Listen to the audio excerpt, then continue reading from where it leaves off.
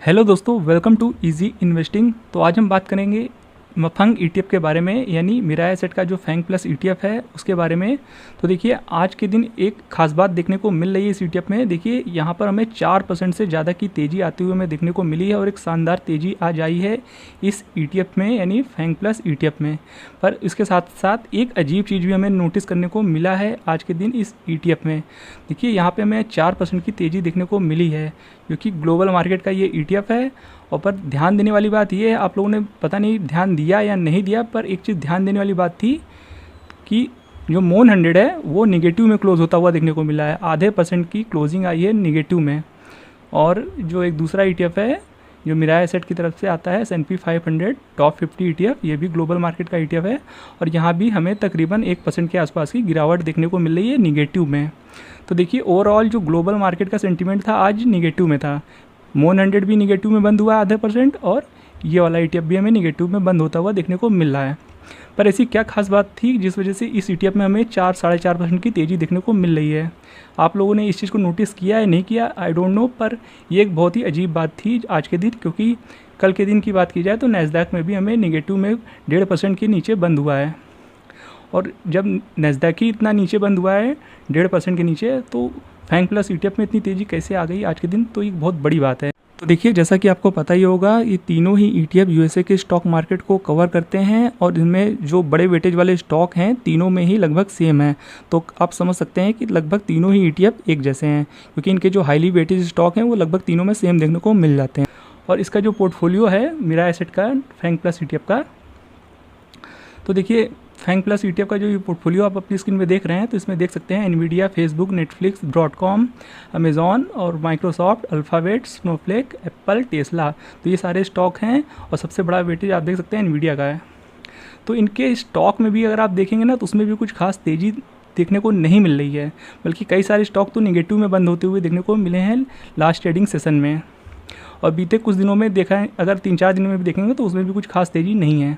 और इसके बावजूद अगर आप फैंग प्लस ईटीएफ को देखेंगे तो बीते एक हफ्ते में, यानी बीते 5 ट्रेडिंग सीजन में 8% से ज़्यादा ये ईटीएफ भाग चुका है।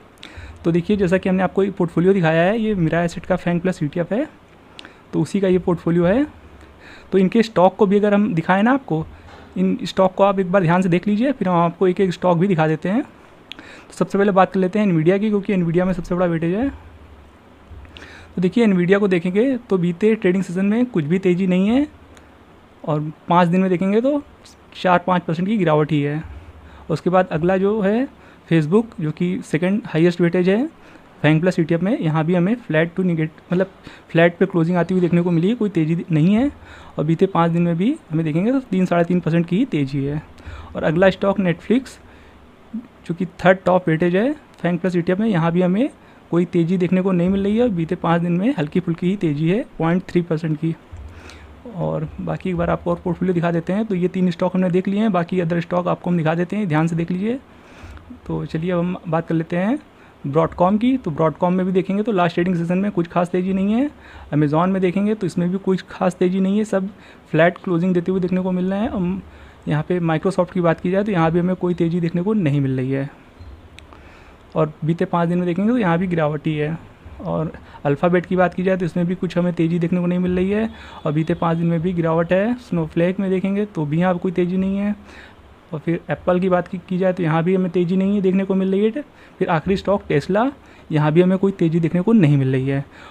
तो फिर फैंग प्लस कैसे परफॉर्म कर रहा है, आई डोंट नो। तो ये एक बहुत ही अजीब बात हमें देखने को मिल रही है। और बल्कि बीते 4-5 ट्रेडिंग सेशन देखेंगे तो अच्छी खासी तेज़ी इसमें रिकॉर्ड हुई है, एक तरफा भाग रहा है ये ईटीएफ।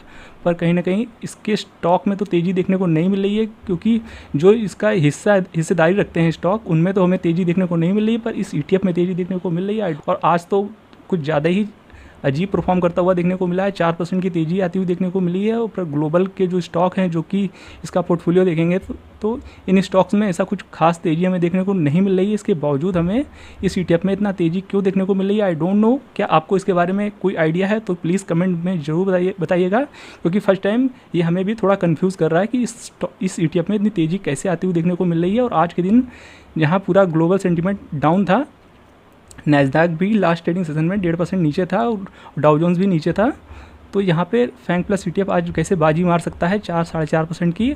और ऐसा नहीं है कि इस बीच कोई ग्लोबल में अच्छी न्यूज़ आ गई है, हमने सर्च करने की कोशिश की तो ग्लोबल में भी हमें कुछ ऐसा खास न्यूज़ देखने को नहीं मिल रही है। तो उसके बावजूद इस ETF में इतनी बड़ी तेज़ी तो एक बहुत ही बड़ी बात है। और बाकी जैसा कि हमने आपको दिखाया कि जो अदर ETF हैं जो कि USA के स्टॉक मार्केट को कवर करते हैं, तो वहाँ पे हमें आज नेगेटिव सेंटीमेंट देखने को मिला है।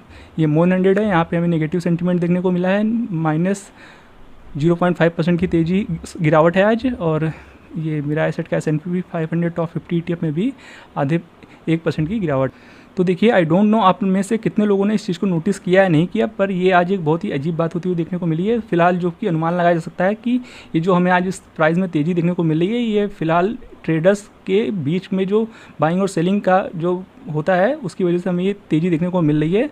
तो कहीं ना कहीं बायर्स इसको ऊपर लेके गए हैं प्राइस को, और आज के दिन जो कहीं ना कहीं हमें लगता है इसमें आज बाइंग एक अच्छी खासी होती हुई देखने को मिली है और बायर्स इस ETF को ऊपर लेकर गए हैं। फिलहाल अनुमान तो यही लगाया जा सकता है।